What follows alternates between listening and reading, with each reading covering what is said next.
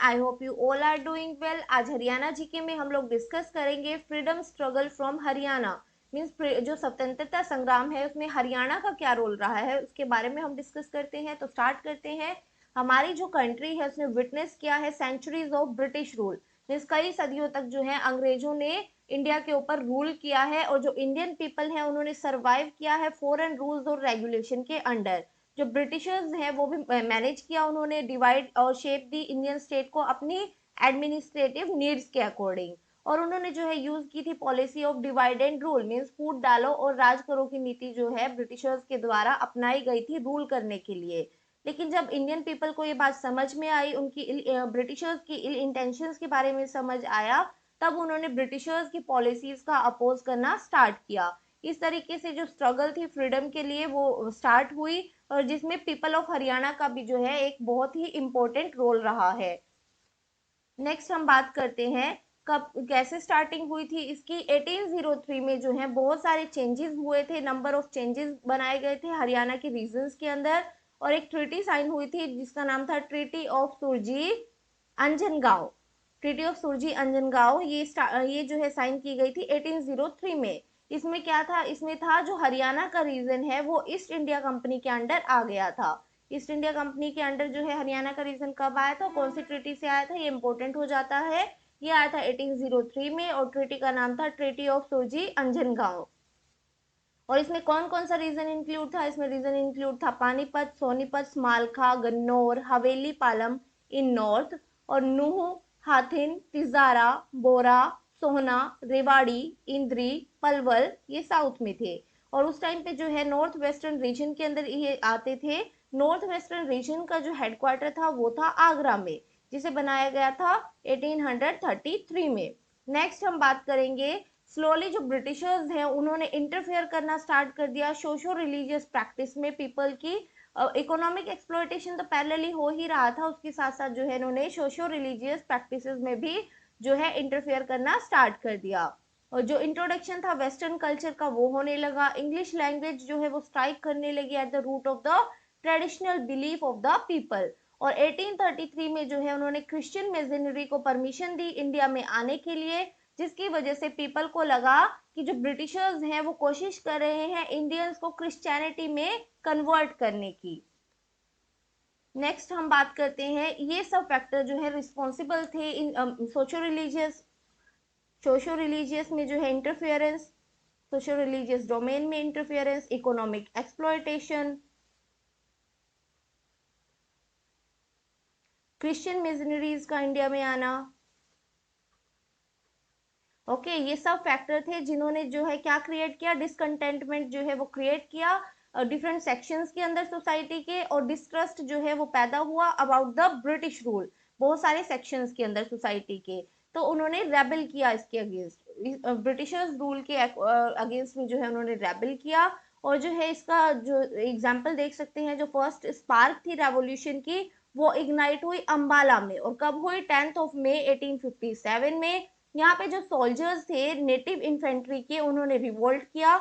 ये रिवोल्ट जो है 1857 का, इसे फर्स्ट बैटल ऑफ इंडिपेंडेंस भी बोला जाता है। सेम डे पे ही जो सोल्जर्स हैं मेरठ से उन्होंने भी रिवोल्ट किया था ब्रिटिशर्स के अगेंस्ट, और वो दिल्ली पहुंचे थे। मेरठ से वो दिल्ली की तरफ रवाना हुए थे। When the news of revolution spread, जब ये रेवोल्यूशन की न्यूज फैली अक्रॉस द रीजन, पीपल ने जो है एडजॉइनिंग एरिया के पीपल थे उन्होंने भी रिवोल्ट किया। किसके under, under the leadership of Sadruddin की लीडरशिप के अंडर। एंड कुछ रेबल्स जो थे वो हरियाणा से, उन्होंने बहुत ही अहम भूमिका निभाई 1857 की क्रांति में। उन सब लीडर के बारे में हम लोग देख लेते हैं और वो कहाँ पे उन्होंने रेबल किया था वो भी देख लेते हैं। ये इंपॉर्टेंट हो जाता है, मैच द फॉलोइंग में ये पूछे जा सकते हैं। तो हम देखते हैं, सबसे पहले हम बात करते हैं राजा नाहर सिंह की। ये जाट रूलर थे बल्लभगढ़ से। राव तुलाराम ये रेवाड़ी से थे। नवाब अब्दुल रहमान खान झज्जर एंड नवाब अहमद अली फारूक नगर एंड सदरुद्दीन ये पीजेंट लीडर थे मेवात में। हर्षुख राय एंड मिर्जा गोहर अली ये पलवल से। Imam of Bulle Shah Qalandar mosque Panipat में। और धानु सिंह फरीदाबाद ये लीडर हैं 1857 क्रांति के, और जहां पे जो है इन्होंने पार्ट लिया था ये उस एरिया का नाम है।